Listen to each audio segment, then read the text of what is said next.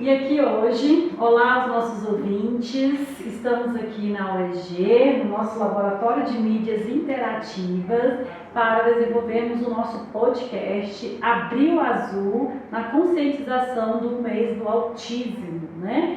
E a conscientização do autismo, nós temos a presença da acadêmica Sani, que vai nos, nesse momento, através da sua voz, inspirarmos, né, na sua trajetória no ensino superior com a sua, o transtorno de espectro autismo aqui nesse momento, com muito carinho, que aceitou esse convite de estar conosco, juntamente com vocês, nesses minutinhos aqui de atenção, tanto para professores, tanto para os pais, para a escola, tanto educação básica, educação infantil, ensino superior, para nessa troca, né? Vai ser uma roda de conversa.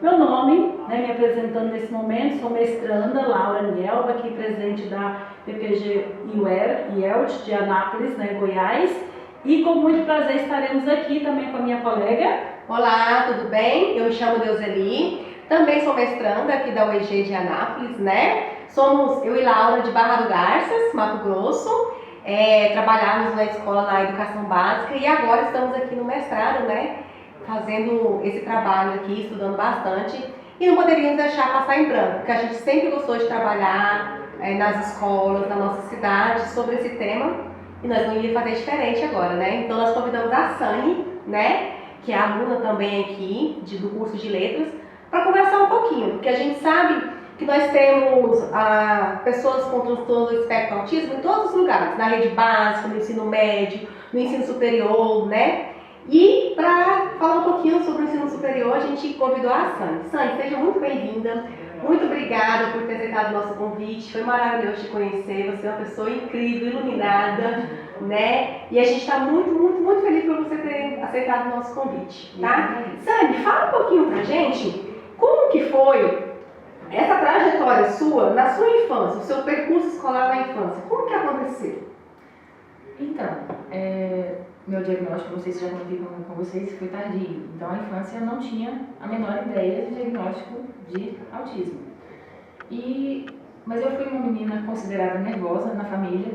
A Sani é brigona, a Sani é nervosa. Eu fui aquela criança que mordia todo mundo. Minha mãe conta que não podia me deixar sozinha, que era passar vergonha, porque eu ia morder filho de fulano. Na escola, eu nunca tive dificuldade de aprendizado. Mas a dificuldade de socialização eu me lembro desde sempre. Eu não lembro assim de como foi o primeiro dia. Eu me lembro que fugi da sala no primeiro dia, parece que eu não tinha entendido a ideia de como ia funcionar a escola. Meus pais moravam de aluguel, a gente se mudava muito, então eu passei por 8 colégios. Eu acho que isso foi um prejuízo grande. Eu penso que isso é um prejuízo para qualquer criança. É uma criança com um diagnóstico que não era nem sabido na época, E olha que eu tinha facilidade, eu nunca fiquei de recuperação, eu nunca reprovei, mas a dificuldade de adaptação, no sentido de lugar novo, então era tida como aquela menina tímida, falava muito baixo, ninguém entendia, tinha pavor a recreio, momento social, Então a minha dificuldade maior era nesse sentido. E aí essa questão de ficar mudando de escola dificultava. Uma outra coisa que dificultava para mim, as salas de aula perto da cantina. Eu não gosto de cheiro de comida. Então, as aulas que eram antes do horário de comida, ou então aquele negócio de lanchar dentro de sala.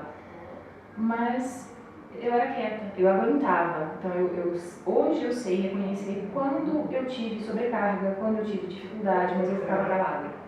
Era mais difícil, então era mais difícil prestar atenção.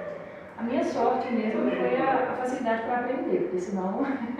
E quando que foi esse diagnóstico?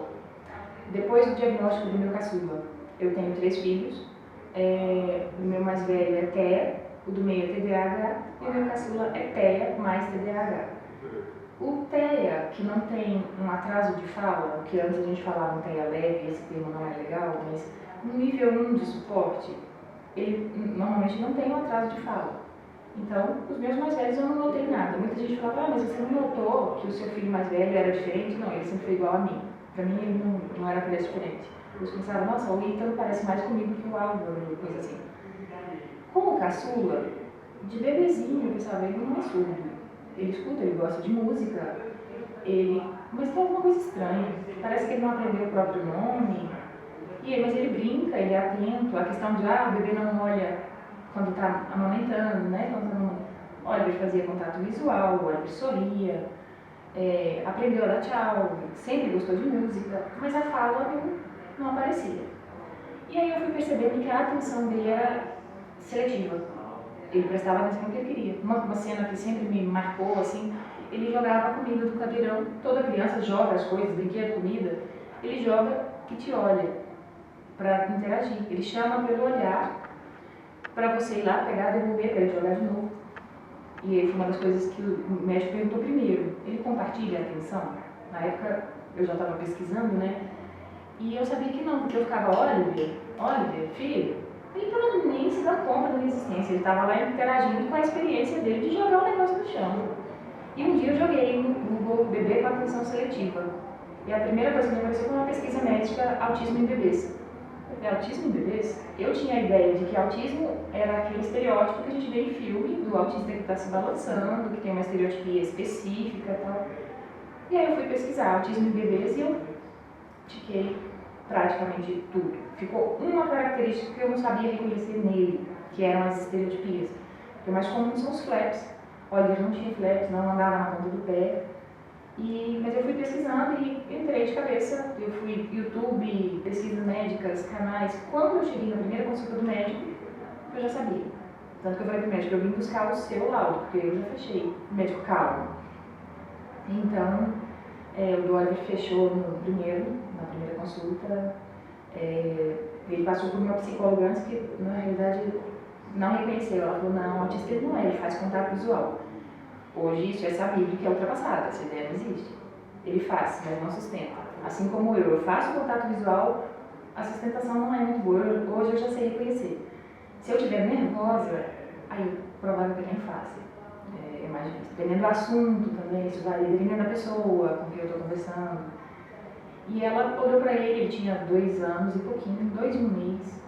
Ele faz contato visual, ele não é autista. Ele pode ter um transtorno de processamento sensorial. E eu falei, ele é autista, pensei comigo. Comentei com uma amiga, encaminhei para o meu, aí a gente conseguiu. Depois do diagnóstico dele, eu comecei a estudar mais direcionadamente, né? O médico já orientando e tal. E um dia eu cheguei para a psicóloga dele e falei, Lorena, eu acho que eu sou autista. Ela falou, você acha? E quanto mais eu estudo, mais eu me vejo autista. E o meu filho mais velho. Ela falou, eu tenho certeza desde a primeira vez que você veio aqui. E aí foi aquele, né? Como assim? E não foi nenhum choque por preconceito. Tanto é que eu não sofri com o diagnóstico do Oliver.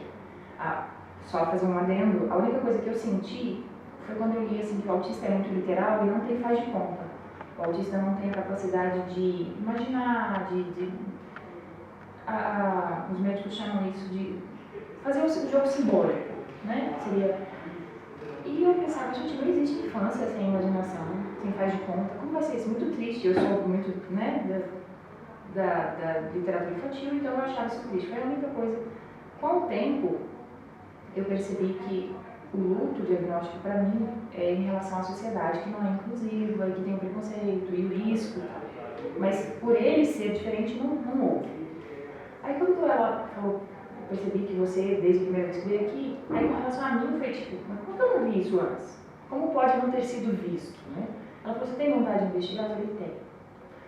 E aí chamei meu filho mais velho. Eu tinha nessa época 36 ou 37 anos. Meu filho devia estar com uns 17 para 18. E eu chamei e ele fez uma pergunta que normalmente os autistas adultos fazem. Ele me disse assim, para quê? Porque se o ideal é a intervenção precoce, a gente pega um diagnóstico cedo para intervir precoce e ter melhor ganho, ter um diagnóstico tardio vai servir de quê? Na época, eu soube dar uma resposta para ele muito vaga, superficial, porque eu também não tinha essa resposta tão bem como eu tenho hoje para mim, né? Eu disse para ele, olha, para se conhecer melhor, para se entender, acho que se perceber parte de... Olha, você não está sozinho, não é único. Isso que você sente, tem mais gente que é assim, não sei. Ele ficou meio assim, quando ele viu que eu ia mesmo, no último momento ele quis e a gente fez a avaliação junto. mesma época, e pegamos o diagnóstico juntos. E aí o diagnóstico veio nesse momento. Mas, se posso comentar com você isso tem já alguns anos, eu faço 43 anos esse ano, isso foi com 36 ou 37, mas foi o ano passado, depois de um problema emocional. O autista adulto tem muita tendência a conseguir, antes do diagnóstico de TEA, o diagnóstico de depressão, ansiedade, especialmente as mulheres autistas. Normalmente elas conseguem o diagnóstico de depressão, ansiedade, toque, porque a mulher é mais sociável, é mais falante, então já tem biologicamente um jeito diferente. E o autismo foi começado a pesquisar com base no homem, nas características masculinas. Então, essa questão de 4 meninos para cada menina está caindo por terra, porque estão agora pesquisando as características na menina, né? Então, a ansiedade e a depressão estão muito presentes sempre, né? É comorbidade, assim, comum no TEA. E eu tive um problema emocional, voltei para um quadro de depressão, comecei o tratamento. Com o acompanhamento terapêutico mais próximo, foi o ano passado, no último ano, que eu consegui entender na prática o que é meu diagnóstico. Eu achava assim, pertencimento, porque é importante, a psicologia sabe que uma das necessidades básicas do ser humano é se sentir pertencente. E aí eu pensava assim, tem o diagnóstico, eu faço parte então do grupo de uma minoria, de um grupo atípico, eu sou autista. Não foi só isso. Agora eu sei onde está a minha dificuldade maior, que é a socialização. Eu fico assim, o que estavam buscando? Qual era a característica? Uma coisa que é muito falada na investigação do autista adulto é tem que buscar a infância, como foi? Porque as características têm que estar presentes no começo, né, desde sempre. E aí, hoje eu sei reconhecer e isso me ajuda muito. Né? E hoje você chegou no ensino superior, né? Está aqui no ensino superior, cursando letras, né? Fala um pouquinho pra gente como que é a sua inserção na universidade e o que é feito aqui por você, o que você gosta aqui, o que te faz feliz aqui, como é o seu tratamento dos professores, dos seus colegas. Fala um pouquinho desse convívio na universidade pra gente. E você também tem outro curso superior, né? Vamos falar sobre ele também. É interessante a comparação. Para mim foi bem interessante, porque no outro curso superior eu fiz Direito, eu não tinha diagnóstico ainda, e foi muito difícil cursar Direito. Eu tinha muita questão sensorial, então eu passava mal com calor, com falatório dentro da sala, todo mundo falando ao mesmo tempo. E eu falava, gente, parece que ninguém aprendeu que aí quando eu falo, outros ficam calados, né? E aquilo. E voltou para mim a característica de, você é nervosa, você é brigona. Desde a infância, você é nervosa, sabe? E com a terapia eu já entendi que eu não era nervosa, eu era reativa. Porque eu estou sobrecarregada, eu reajo. Não era nervoso de estar com raiva, era sempre a sobrecarga. E no Direito eu passei muito por isso. Eu já tinha os meus filhos mais velhos, então eu tinha menos tempo para estudar e eu me cobrava. Eu sempre fui, o que a gente brinca, a gente chama de CDF, eu sempre gostei de estudar. Eu me cobrava porque eu queria estudar mais, e aí eu me cobrava porque para estudar eu acabava deixando eles um pouco, né, não passava mais tempo com eles e tal. Então no Direito eu sofri com essa dualidade, ser mãe, ser aluna, e chegava como aluna, eu tinha sobrecarga sensorial, mas tinha uma facilidade que era menos digital, a vida ainda estava menos digital. E olha que não é tão antigo assim. Mas eu podia fazer trabalhos manuais, os professores entendiam, e quem quisesse fazer digitado, entregar tudo bem, mas eu podia fazer manual, porque eu sempre gostei de escrever. E passava, a gente usava muito livro, direito muito código, e eu gosto do livro físico, mas tive inúmeras questões sensoriais. Com o curso de letras hoje, eu tenho muita dificuldade com o digital. Não é comum se ver todo mundo falar assim, os autistas gostam muito de mangá, gostam muito disso, é bem comum, você não pode generalizar, mas via de regra, o autista tem lá sua facilidade com o digital, ou gosta, ou tem interesse, e eu sou muito do papel, do livro, de fazer manuscrito, então eu apanho muito, porque tudo é jogado nas salas online, e aí grupos, e todo mundo comenta, eu me perco. mas achei muito interessante chegar explicando que eu sou autista. Tem um acolhimento diferente dos colegas, apesar da diferença de idade, que eu estou com quase 43, os meninos estão na faixa dos 20 e poucos. Então, assim, eles ajudam, eles colaboram, e os professores, de um modo geral, eu achei um tratamento diferente. Especialmente a professora Viviane, que foi quem me apresentou vocês. Até a exposição dela na sala, né, de colocar a sala toda em formato mais inclusivo, todo mundo ali lado a lado, acho que isso faz muita diferença. E o dia que eu estava passando mal, coincidiu com o dia da prova, eu cheguei e expliquei para ela. Então, assim, tem todo... A minha dificuldade hoje é só mesmo me adaptar com o digital, porque é uma corrida no outro tempo. Eu me percebo um pouco mais lenta. Eu gosto de fazer as coisas um pouco mais metodicamente, né? Mas hoje, conhecendo as minhas limitações, facilitou muito. Quando eu percebo que eu estou sobrecarregada, cortador de grama, para mim é o pior som da face da terra. Não, talvez o latido de cachorro seja pior. Mas o dia que eles estão cortando grama aqui, eu aguento um pouquinho e vou embora. Porque a aula não vai render. E se eu ficar, eu vou no meu limite. Depois, o resto do dia, qualquer coisa pode me desgastar. Além desregula. E o desregular, fala assim, ficou nervosa. Né? Não, tem sensação física mesmo. Física.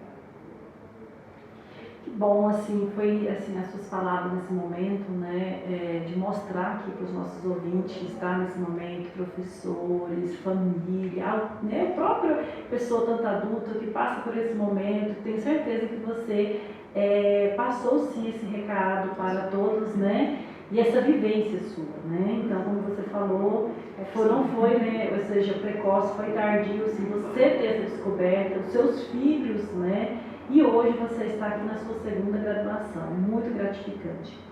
Sânia, qual o recado que você poderia dizer nesse momento, uma reflexão? Como você falou, você passou pelo período escolar na educação básica, seus filhos também passaram, né? Sabemos que vivemos numa sociedade agora aí contemporânea, com as suas dificuldades.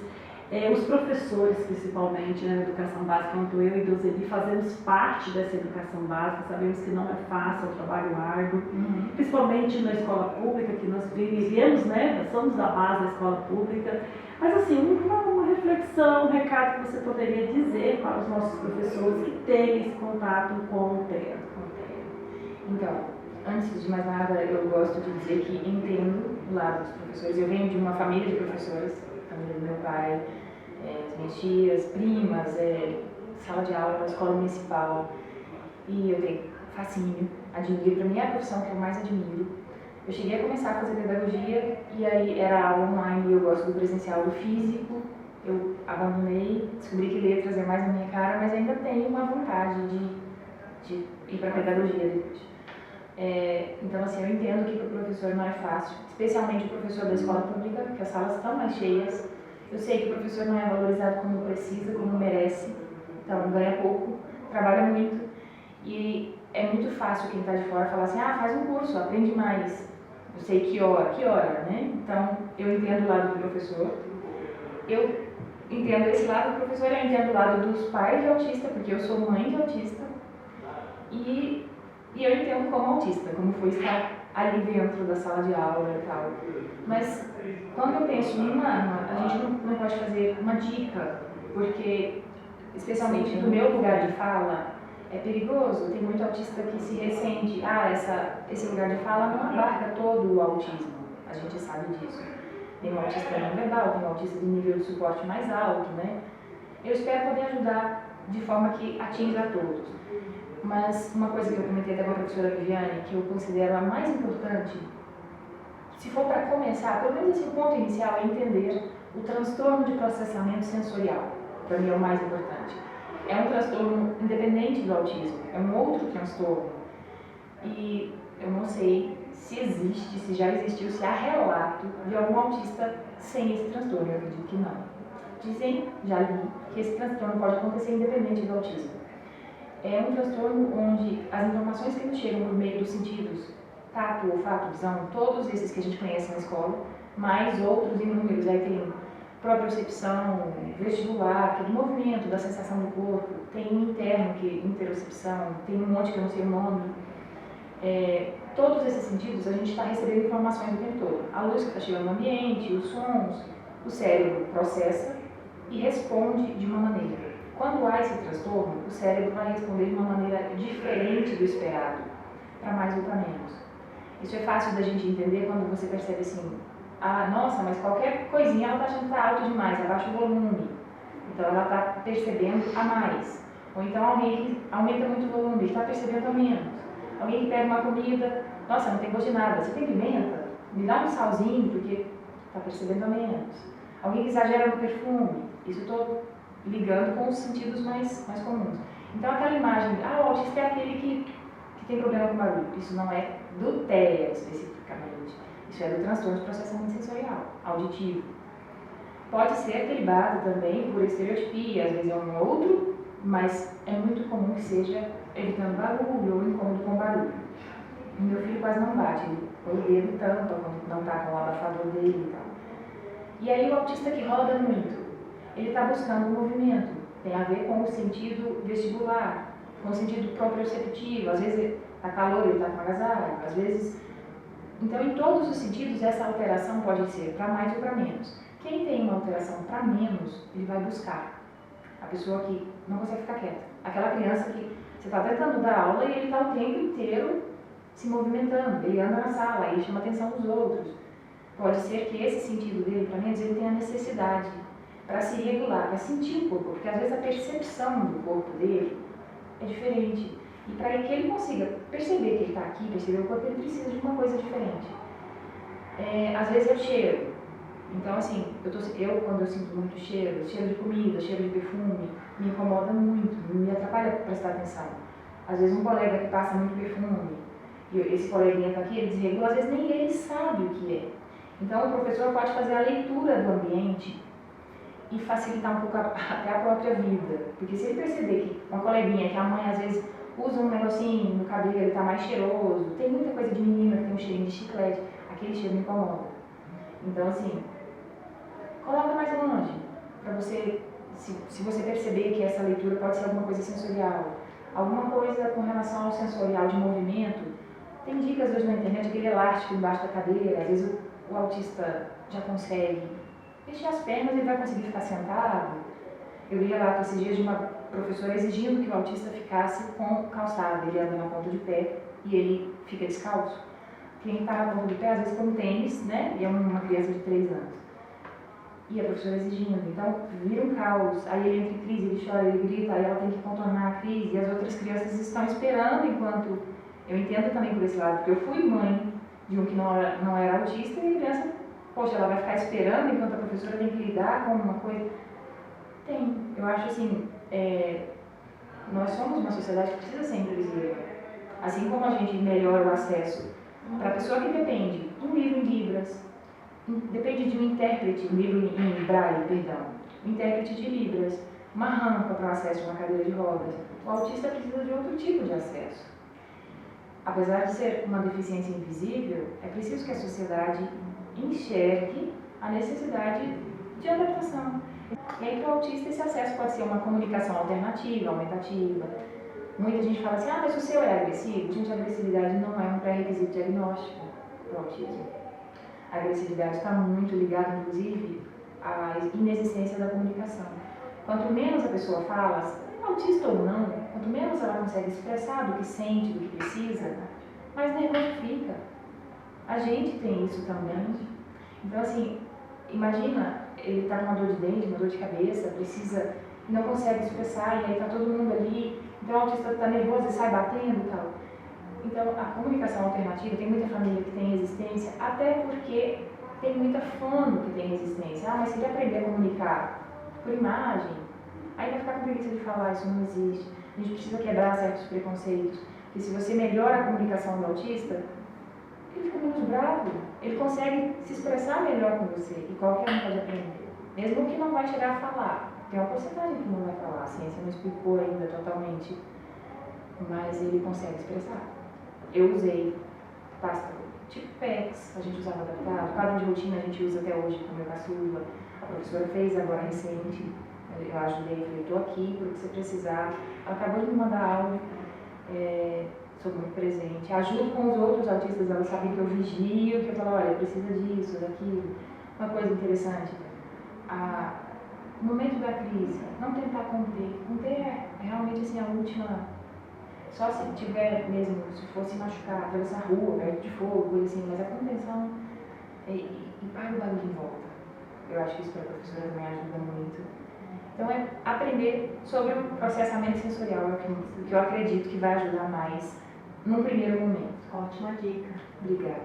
Ótima dica mesmo. Isso, vamos finalizarmos agora nesse momento, assim, agradecer você, né, Sânia, porque como você mesmo falou, né, todo o processo, desde a sua vida escolar, você, assim, mostrou para nós, tenho certeza que quem está nos assistindo nesse momento, que necessita, também, assim, quando nós soubemos, né, sobre você aqui, né, uma acadêmica, e depois você ainda falou, não, já é a minha segunda graduação, que maravilha.